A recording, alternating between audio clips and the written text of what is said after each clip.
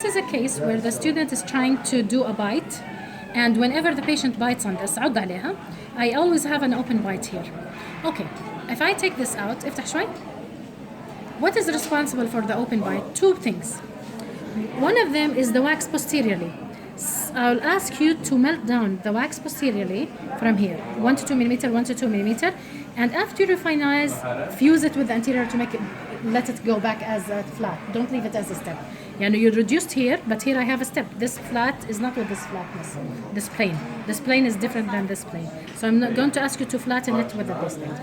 But sometimes, even with this, the open bite stays, and the wax is not responsible. If I look with the mirror on the side, I find that there is a space. What's responsible for this open bite is this acrylic going upwards. And this happens many times in the patients that have highly resorbed mandibular ridge. So what I'm going to do, I'm going to ask you to cut off this base plate going vertically up. Now you're going to say, I might expose the retromolar pad. Okay, this is a base plate. You're okay to expose it while you're doing the occlusal registration. And the technician will refill it over the retromolar pad in the denture when they're doing wax up. They're going to do a wax up step, صح? The wax up step, they're going to extend the denture back covering the retromolar pad.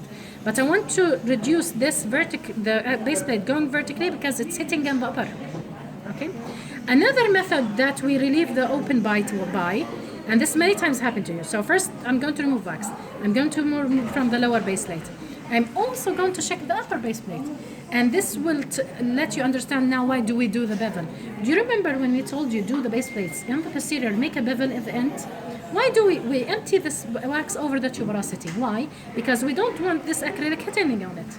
So I'm going to ask you to do the wax adjustment first.